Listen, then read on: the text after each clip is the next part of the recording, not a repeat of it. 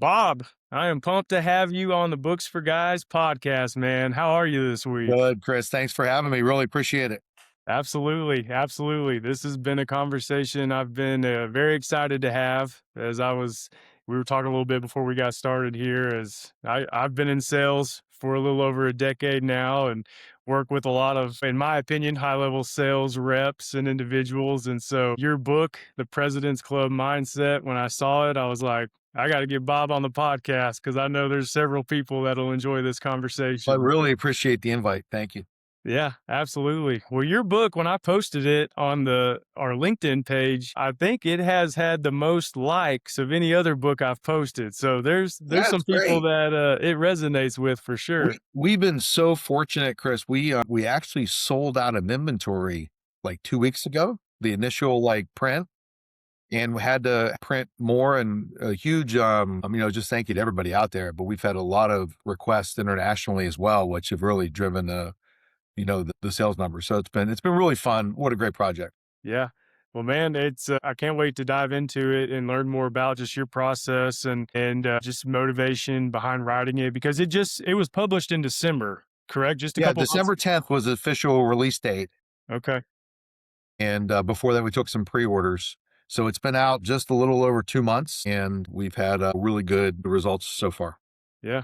Love that. Love that. Well, Bob, talk a little bit about kick it off by talking about your career and Yeah. just your life in sales and talking about you've mentored a lot of teams and you've worked at high level positions, sales leadership roles throughout your career, but just talk about your progression and just your motivation to get this book out there. Yeah, no, great. Thank you. Yeah, I started off as an engineer. I graduated US Merchant Marine Academy and was I actually saw an you were an engineer. athlete as well. I did. I threw the hammer in college. I mean, some people on your podcast might call that athlete, some might not, but I felt like it was pretty good. I threw the hammer in college. It was a lot of fun and did really well in it. And then I went to the United States Merchant Marine Academy, graduated as a Marine engineer, and then went to Navy Nuclear Power School right after that. And I went through that, actually got laid off because the submarine program I was on got canceled. And then went out and did my maritime service. I had to do a certain amount of service going to the academy. So I finished all my obligations to the academy. And I came out of that and I was talking to my brother-in-law one day and he got this big, huge commission check. And I thought to myself, boy, if he could do it, I could do it, you know? And I didn't realize though that like in those days in the early 90s, like nobody wanted to hire an engineer as a salesperson because they didn't think they could sell. So like I got rejected over and over again, all kinds of job opportunities, could not close it, finished second a whole bunch of times. Then I finally had a company, Nelco Chemical, that took a chance on me. And my wife and I quit our jobs and moved out to Indiana to take this new opportunity with Nelco Chemical. And it really was a start of a really great career, very fortunate.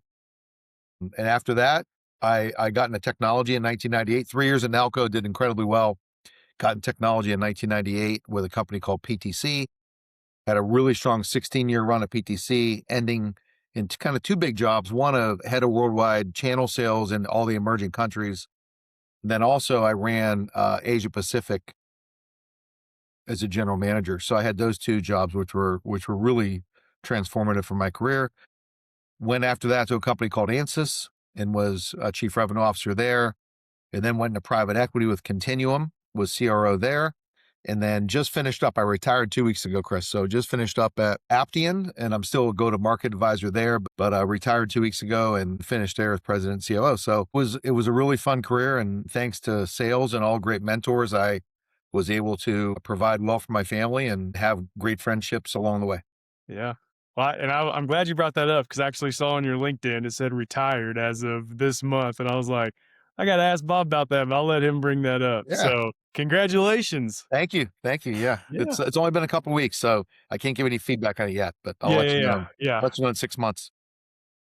No, well, congrats, and I love that. And Bob, dive into just because again, I know you talk about, and I was looking through your book. It like we were Yeah. talking through. It's on my to read list just because of again in the profession I'm in and sales, and I've been a part of a winning year where I got to go on a trip and be a part of the President's Club and all of that. So I've learned from a lot of people. But talk about just you personally and the the steps I guess it took for you to develop that President's Club mindset to elevate your career to where it went to, and then what do you talk about in your book, that you coach others on what it takes to be that high level rep in Absolutely. whatever industry they're in?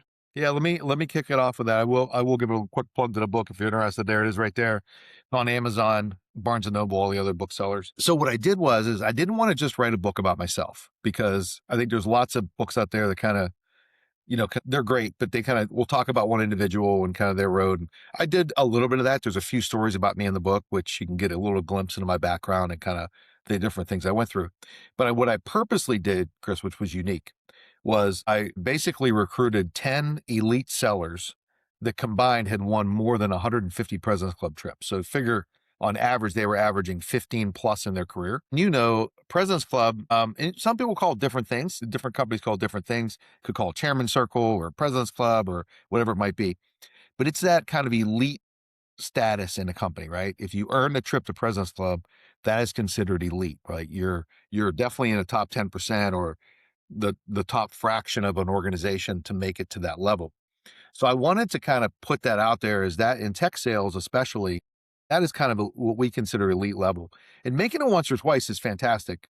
But people that can make it 5 times or 10 times or 15 times, that's kind of next level. I went to, I've been doing some keynote speaking around the book.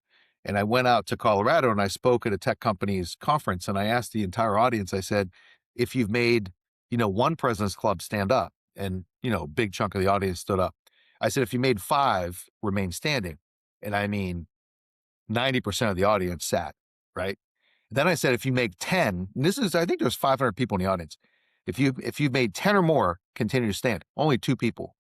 So it just gives you an idea of the people that make President's Club over and over again, the behaviors they display and have that they use are much different than everybody else. And, making that many club trips is something I would consider an elite seller. So that's kind of the premise behind it, why I did it.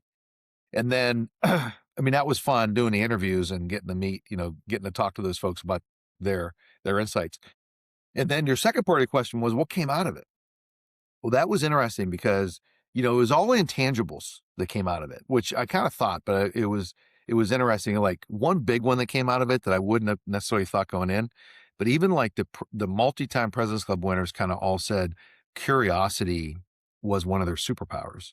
The ability to stay curious, the ability to dive deep into customers' challenges, really unpack their problems, really understand, how to advance the sale by really attaching it to pain. And, I thought that was pretty unique is one example of one of the superpowers that kind of came out that elite sellers do different than other folks. Yeah. Interesting. Yeah, I'm sitting here thinking of that. Just again, people that I've been personally around who again I think are elite, and I'm sitting here listening to you talk. I'm in that group where I've only made, my current company doesn't do it, but a previous company did. And I made it early out the gates, thought, wow, this is easy. And I remember getting punched in the face and Hard. realizing, hey, you got to be a lot more disciplined and regimented in your approach to this job if you want to continually be successful at it. And Consistency and discipline, 2 really good words. that's right. I mean, that's Yeah. okay. And I was very lucky to have leaders talk about that to me and use that lesson. Hey, you didn't make it this year. Why? And dive into what I did on a daily basis and weekly basis and how it chipped away. And then it was a great learning experience as a young guy in sales to figure out, okay, if I want to be like that guy making this much money, year in and year out, this is what it's going to take. What are some of the other things that you found out made salespeople elite in that 1% of 1%? Yeah, there was a series of traits that came out. I mean, one that's pretty obvious that everybody kind of talks about is attitude and effort. Elite sellers have a positive attitude. They kind of raise everybody around them. They kind of give unmatched effort, right? They just know how to kind of outwork everybody. So that's one that's kind of common. A few other ones that were interesting. One was proactivity.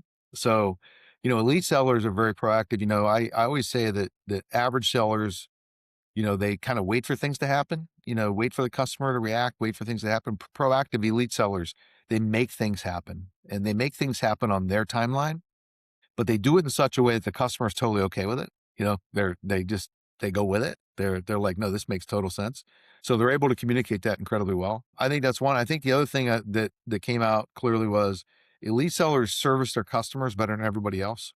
So what that means is that they have an ability to kind of look through the close.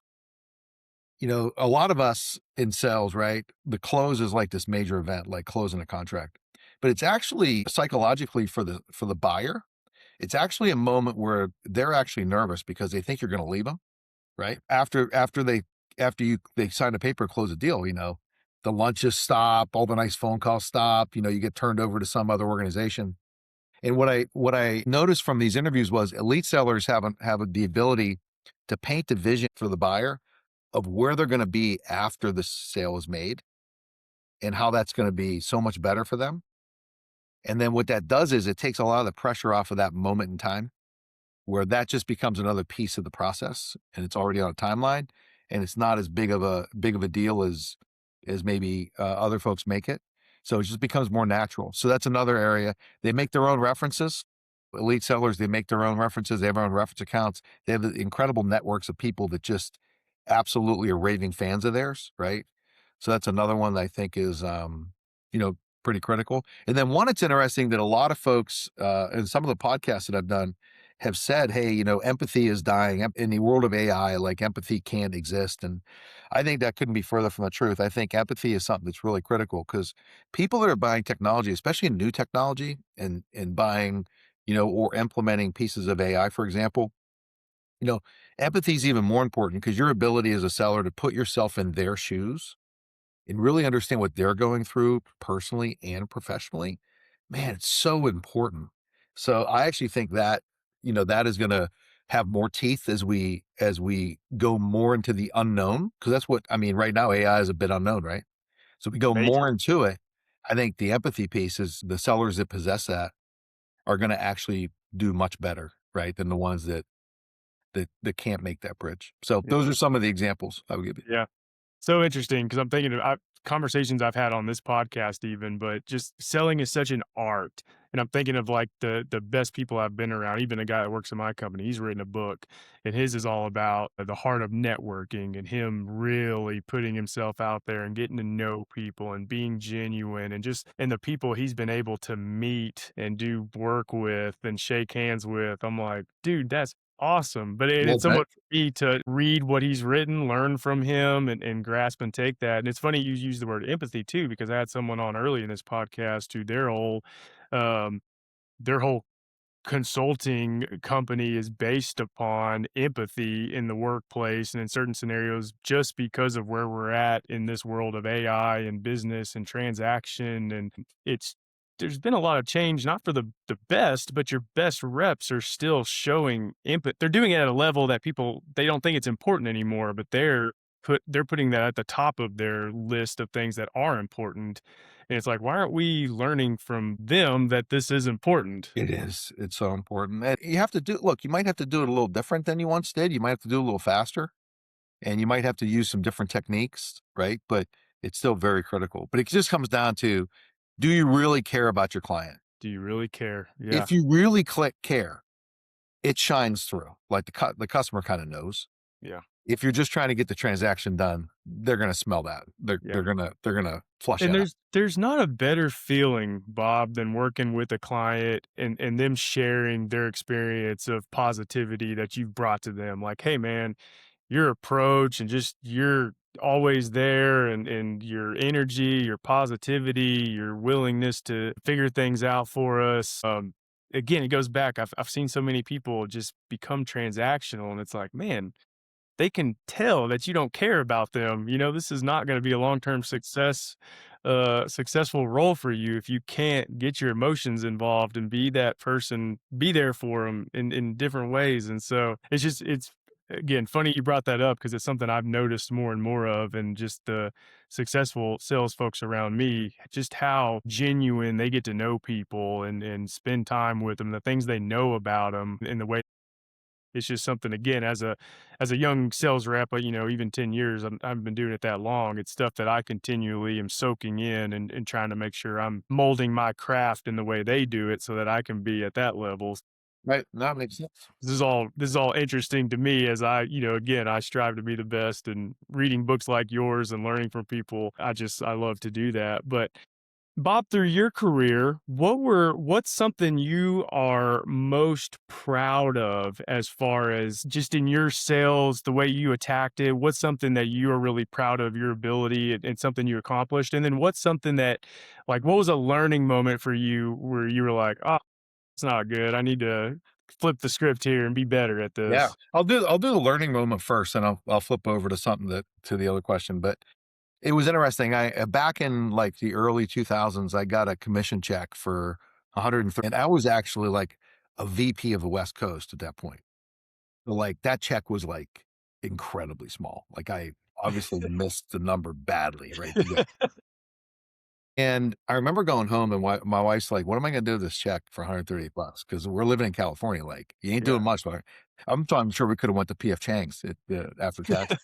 So anyway, so I said, "What am I gonna do? Like, this doesn't make sense." Like, and I realized at that moment, like, I was too focused on myself. Like, I was worried about, "Hey, when am I gonna get promoted? Why didn't I, get more money, or why aren't they giving me this, or why aren't I getting that, or, woe is me." Like, I was too worried about myself. And at that moment in time, I kind of flipped the switch and said, okay, I am going to be laser focused on making my team successful and making my customers successful. And I'm not going to worry about myself. I'm going to focus on that. And man, ever since I did that, like, promotions came, more money came, more success came. I had better friendships, like, and I was focused on, that's what I was focused on, my people and my customers. And so that's one thing I would, tell the listeners. The second thing is like what I'm most proud of is probably the amount of people that I recruited, trained, developed, led that are now CROs, VPs, leader in leadership positions or career perennial President's Club winners, right? That's real makes me really proud, like all the folks that I've been able to impact and that appreciated it. That's probably the biggest item for me. Yeah. Man, I love that. I love that. And that's a lesson I've heard several times over too is and I always talk about how blessed I am to work where I'm at because the leadership there has that same approach. They're never telling me what to do. They're always like, "Hey man, how can I help? What can I do for you?" Like, and it just makes me want to work harder and our team works harder. So we're consistently doing better and better every year. But I've worked somewhere different where that wasn't the approach and there were fragmented teams and we didn't do as well. And again, it was something I learned from as well and kind of as I saw the approach taken there. But I can see the genuineness on your excitement for the amount of people you've impacted as well. Yeah, no doubt. Yeah, I still talk to, some old bosses, and I love when they're asking like, "Man, what are you doing? Oh, man, you're crushing." Like, you can tell how happy they are that they had a part in helping me get to where I'm at now, and, I'm starting to, work with people that are coming in. It's such a joy to, like, say, "Hey, well, I don't know, I did this, it kinda worked, you try it out," and when they come to you and you're like, "Dude, thank you so much for giving me that advice, like, that helped a lot," I don't know, it just makes you feel good that you're having Right, an impact right, on right, other right. people. No doubt. Yeah, I can hear that for sure. Well, Bob, now that you're technically retired from the corporate space, and it sounds like, your focus will probably be on your book and somehow maybe consulting and helping teams that call on you for help and whatnot. But what's your vision look like for your future, and what would you like to do to continue to have that sort of impact? Yeah, I've been very fortunate. I think I've been asked to do some speaking engagements. I just did one last week, which was phenomenal, and I really enjoyed it. And then I have some lined up for this summer and the fall. So I'll continue to do a small amount of that. I'm not gonna travel every week, but I'll do a small amount of that as time goes. And then I am still helping Aptian as a advisor, executive advisor, and I have one other company I'm doing that with as well. And then spend more time with the family and the kids and see them grow and hopefully help them be successful in their careers and all that kind of stuff. But that's really it. And then just trying to enjoy life a little bit more. Yeah, love that. Yeah, I mean, sales is a hard job. Takes a Yes. lot of time and your focus, and if you're not in the space doing it at a certain level, it's hard to realize just how much time goes into being successful and working to provide for your family and all of that. And so it can certainly be a blessing and provide a lot, but it takes a lot of effort.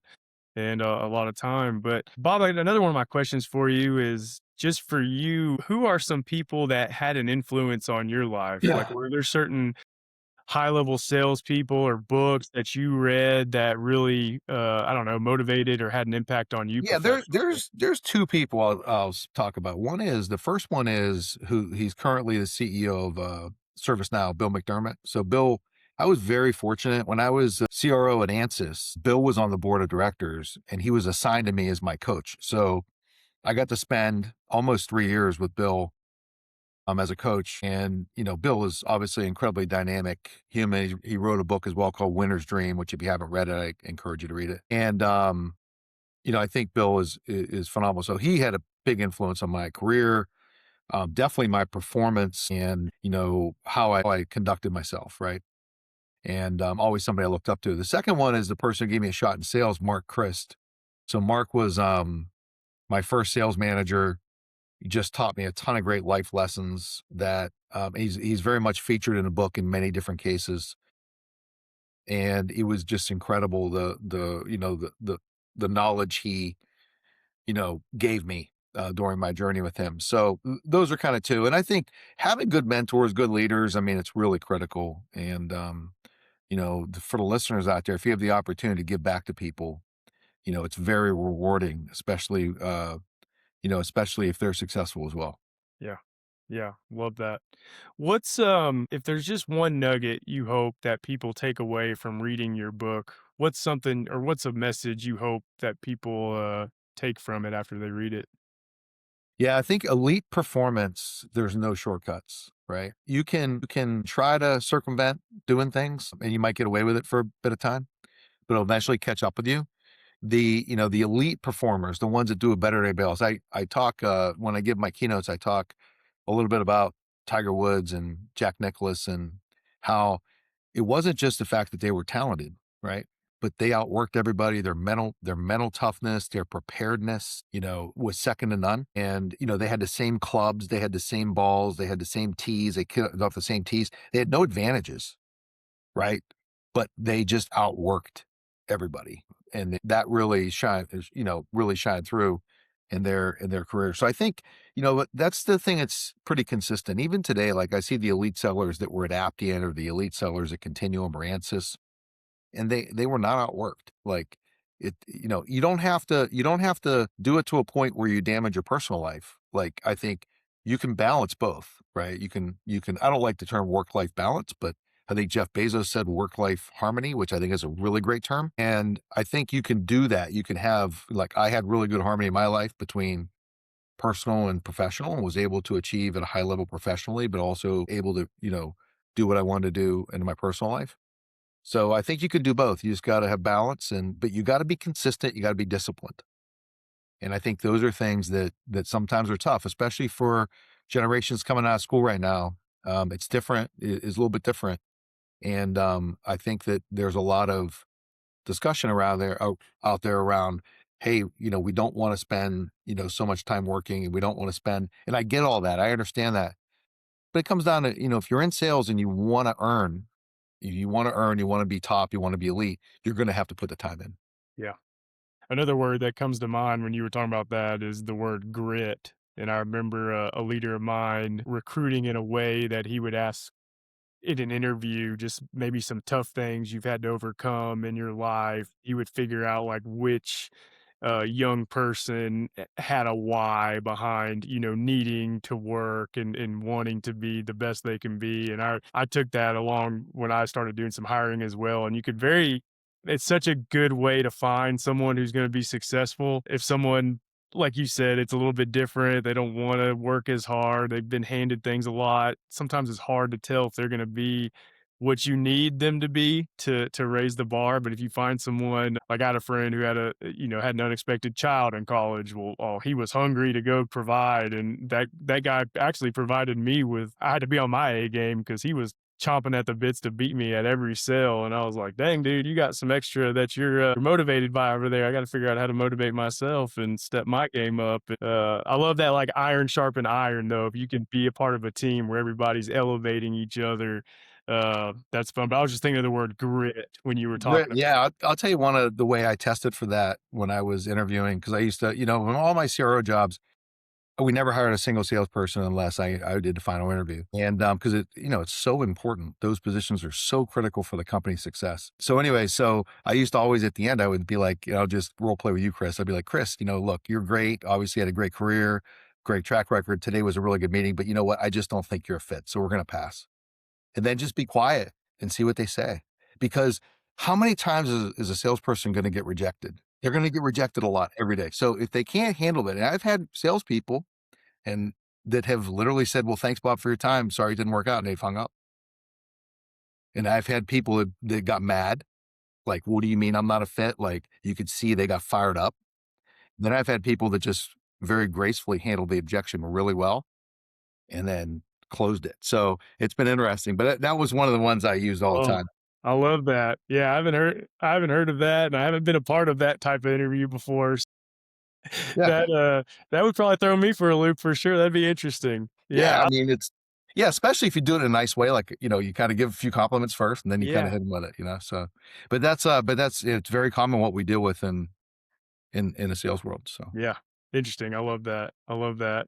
Well, one final question for you, Bob, and it's funny you brought up Tiger Woods because the book that came out on him a few years ago is one of my favorite all-time books because it gave me insight to just the way he is, just how him growing up and his dad, just his mindset, and it just explained a lot on just how he was able to be so great. What are you mentioned Winner's Circle? What are some books you like? I don't know, books that meant a lot to you other than that one, and what are some books you like to recommend to others? Yeah, I think one is I recommend this one highly. Go read Extreme Ownership by Jocko Willink. Yep, great That's book. a good one. I do think Winner's Dream by Bill McDermott is a really great one, especially if you're new into sales or like it's your second, third year, you're fresh out of school and you're a BDR. Reading that book is very, very motivational. It's a great book. So those are a couple that I would highly highly recommend that are out there. And there's look, lots of great authors, lots of great books that sit out there today. Yeah. No, awesome.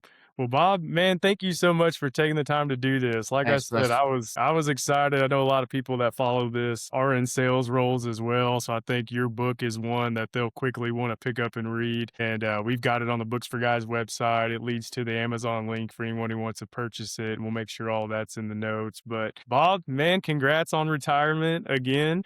Man, can't wait to see what you do with the time you've got and the impact you can continue to have on folks. I appreciate it, Chris. Thanks so much. Congratulations on your success with Books for Guys. I think it's awesome you're doing it, and great way to give back to the community. So I think everybody appreciates you on that.